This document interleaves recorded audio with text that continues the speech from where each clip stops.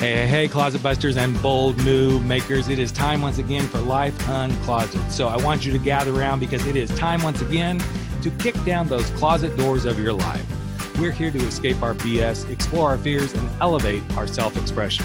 I'm your host, Rick Clemons. I'm the bold move expert and that coming out guy who's going to take you to the party, the pulpit, the wake, and back to the party of living your life uncloseted. So come on along with me and grab hold of yourself and get ready to step out, step up, and step into facing your fears, making your bold moves, and living life without apologies. Now let's get to the show. Hey, Life Uncloseted family. It is September 11th. And for many of us, we will probably remember this day for as long as we live, if we were alive, on September 11th, 2001.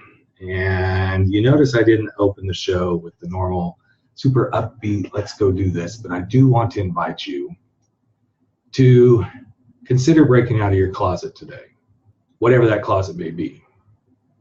Because as we remember those who perished on September 11th, I'm going to invite you to step into a space and ask yourself, what has changed for you since September 11th, 2001? It's really hard to believe it's been 18 years, but I can still remember where I was on that day. I was sitting in my little apartment in Wagon Wheel Canyon, California, which you probably won't find if you look it up, but you never know. The internet's a pretty amazing thing, but it's pretty close to Mission Viejo and Rancho Santa Margarita. And I happened to be home that day. I'm not really sure why I happened to be home, because I was working at my job doing some consulting. So now that I'm thinking about it, I probably had just been laid off not long before that. I was definitely in the midst of my coming out journey.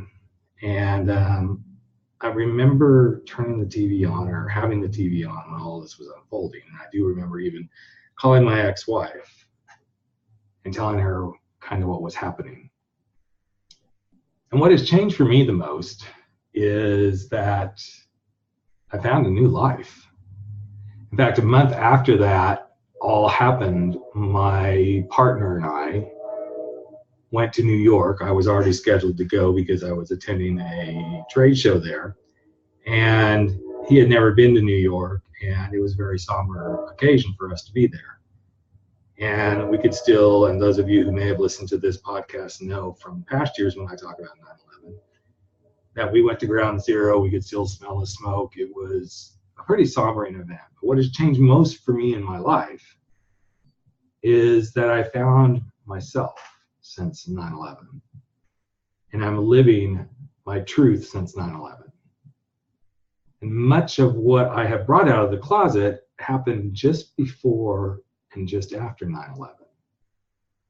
And oftentimes we don't sit back and think about what's happened since something big in the world has happened. We get used to it, we keep going. And before we know it, it's that once a year moment when we remember something like 9/11. And that's why I want to invite you to think about what has changed for you. Go back to that day if you remember it and think from then to now. I've moved a couple of times. My girls have grown up before my eyes since then.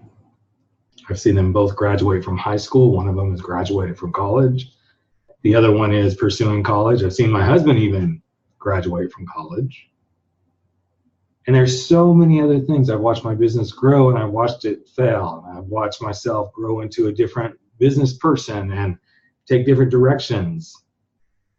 And sometimes it's just a nice little journey to take when these moments come up and not only remember the ones who lost their lives, but to remember we've all shifted and changed in our lives over the years after a tragedy like this has happened.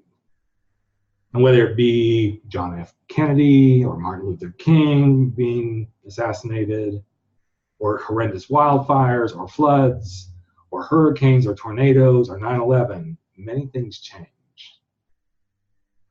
And the thing that I most want you to think about is, what have you brought out of the closet since 9/11? Maybe you brought out a different perspective on what sadness or security means. Or maybe you've taken some calls to action to become more involved, or to become more political, or to become more understanding and loving and caring, and realizing that every day is precious. Because for most of us, when we take and put ourselves in the situation, we're so thankful to be alive. I know I am. But what we tend to do is we don't tend to go in and say, well, look at, because of this situation, here's what I've brought out of the closet. As you think through this today, and as I'm challenging you to ask yourself what has changed and what have you brought out of the closet, I want you to turn inward to yourself and ask yourself, what are some of the terrorists that you're allowing into your life? Because it isn't just a bit like this that terrorizes us. And I'm not trying to take this significance of this tragedy away, but every day we allow terrorists into our lives. We allow the terrorists of doubts and fears and others' opinions and blame and guilt and shame. And we allow living in the past and being afraid to step into our future. All of these are little pieces of terrorism that we put upon ourselves, and yet we don't pay attention to it. We get so caught up in the possibilities of what something else is going to do, but we're doing this stuff to ourselves as much as the possibility that something else could do it to us. And as much as I do feel for everyone who lost their lives, and I actually lost a friend in one of the towers, one of the things that I know I've changed and that I've grown from and that I brought out of the closet is to recognize that my own personal terrorists are the things that needed to be brought out of the closet so that I could thrive. And in order to do that, I had to begin to step out of my own confusion, not only about my sexuality, but about some traits that I had inherited from being somewhat of a narcissist like my father, to learning to love, to be more patient, to not jump to conclusions. And I'm still not perfect at it. I'm not saying that by any stretch of the imagination. But I had to start to step through those doorways of confusion. Because when you're in confusion and you find yourself letting that confusion drive you to put the blame and the fears and the doubts and all of that stuff in front of you, you can't get to the right answers. And the only way to get to those right answers, at least what I found, is for me to get really, really serious with myself and get curious and start asking questions. Not just yes or no questions. The kind of questions that say, how would you do something differently? Or what does that truly mean to you, Rick? Why is that important to you? If doubts are killing you, Rick, and they're filling your life with a lot of anxiety, what could you do differently? Because here's what I've learned. The more I get really curious and ask the right questions, the deeper I can go in answers which eliminate the confusion. And the more answers I get against these little terrorists of my own, they help me fight those little terrors of doubt and fear and blame and not wanting to go to the future because of uncertainty. The more I can fight those terrorists, the more courage I build. And the more courage I build, everything from, okay, I'm going to become a cyclist, to I'm going to lose weight, to I'm going to come out of the closet and say, this is truly who I am, the more confidence I have. And with confidence, I know I can do many, many, many things.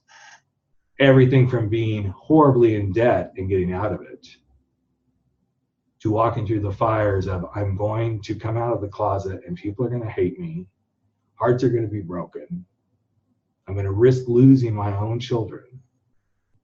But I have the confidence to know that if I do this, I'm going to be a better person. I'm going to be a happier person. I'm going to be a better father to my children. And I'm actually going to be a better husband to my now ex-wife, because I free her to go live a life with someone that she needs to be with, rather than me, a guy that she doesn't need to be with. And here's the interesting thing about confidence. The more confident you get, the easier it is to commit to doing something. The more confident I am about being a podcaster, the more I show up. And the more I'm willing to sit here and go, today I'm going solo, because I feel like I have something I can share with each and every one of you on a day where we are just paying tribute to beautiful lives and families who were impacted by some people's thoughts of what they thought they had to do to make the world a better place in their mind. But ironically, they were committed. And in their own way, they had stepped through their own version of confusion, and they had begun to take and get the answers to the questions, even though those answers cost people their lives. Those terrorists stepped from confusion to answers, to courage, to confidence and commitment, to consistently show up to do what they believed was right. And I am by no way condoning what they did.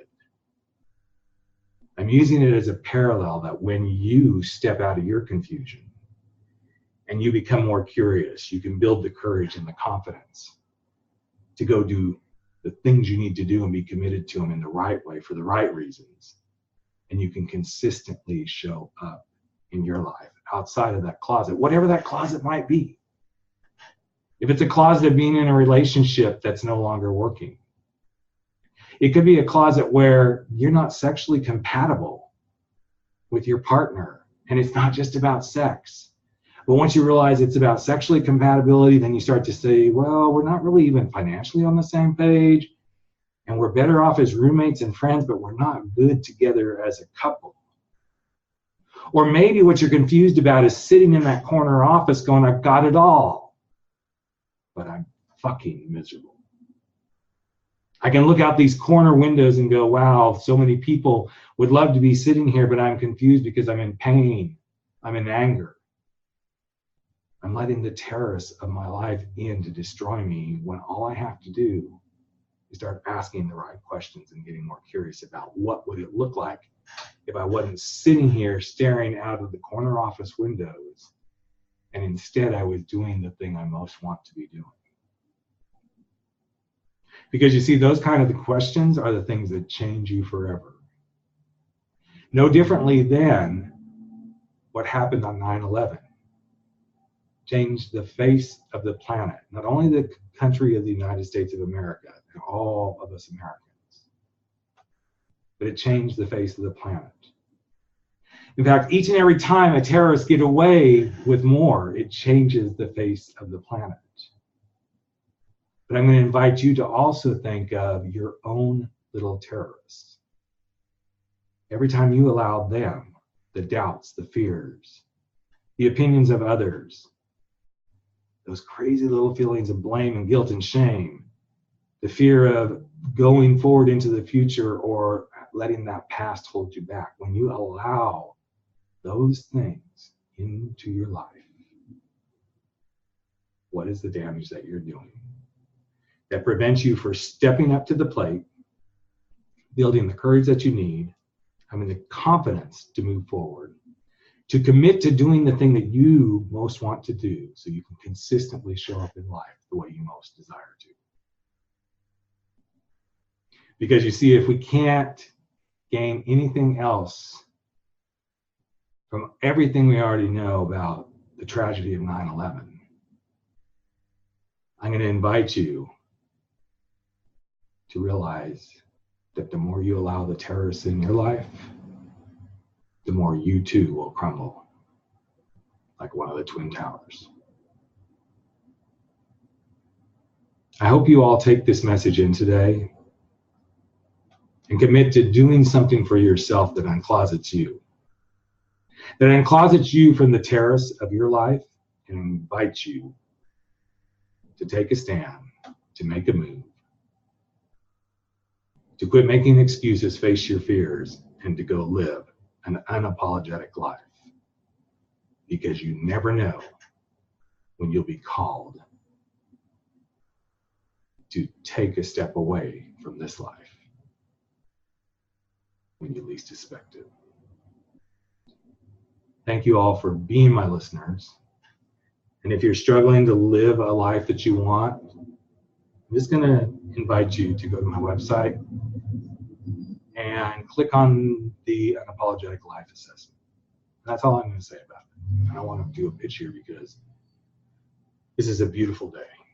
As tragic as it is, it's a beautiful day. It's a beautiful day to remember how we could make the world a better place if we all step away from our own personal terrorists and work together in unity to be better humans in the human race. Thanks for listening. Hey, Life Uncloseted family. Another episode of Life Uncloseted has come to an end, and it is time for all of us to sashay away and go face our fears, make those bold moves, and stand up to living our life without apology. But before you do, I've got a favor to ask of you. Would you hop over to iTunes or Spotify or Podbean or wherever it is that you're listening to this and just give us a little bit of love if you like what we're doing here at Life Uncloseted. Here's what it does. It helps other people find the show. It helps other people get to know what we're all about. And you just might help change a life. In fact, if you really want to change a life, we'd love it if you just ask a friend to take a listen and see what they think. So that's it. Love you all deeply. I'm Rick Clemons, the host of Life Uncloseted, and never stop stepping out, stepping up, and stepping into living your life uncloseted.